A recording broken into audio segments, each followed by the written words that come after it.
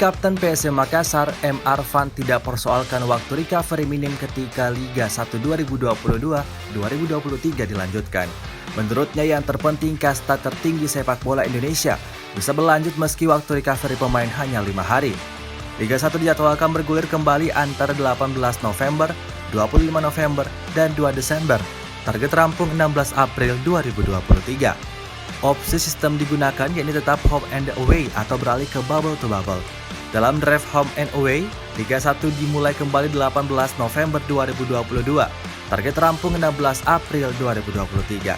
Ada 3 pertandingan menjadi fase percobaan. PSM Makassar lawan PS Barito Putra pada Jumat 18 November 2022. PSIS Semarang lawan Bayangkara FC pada Sabtu 19 November 2022.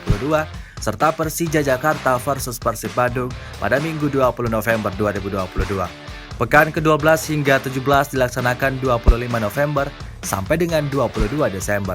Ini juga menjadi akhir putaran pertama.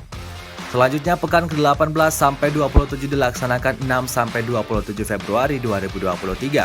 Terakhir pekan ke-28 hingga 34 dilakukan 3 Maret sampai dengan 16 April 2023. Dengan format home and away, Liga 1 akan berjalan paralel dengan agenda internasional seperti Piala Dunia, Piala AFF, dan Piala Asia U20.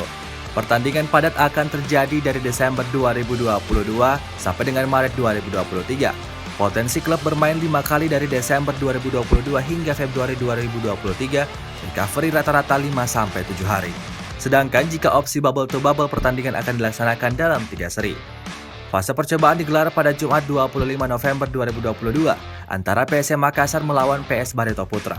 PSIS Semarang lawan Bayangkara FC pada Sabtu 26 November 2022 dan Persija Jakarta versus Persib Bandung pada Minggu 27 November 2022.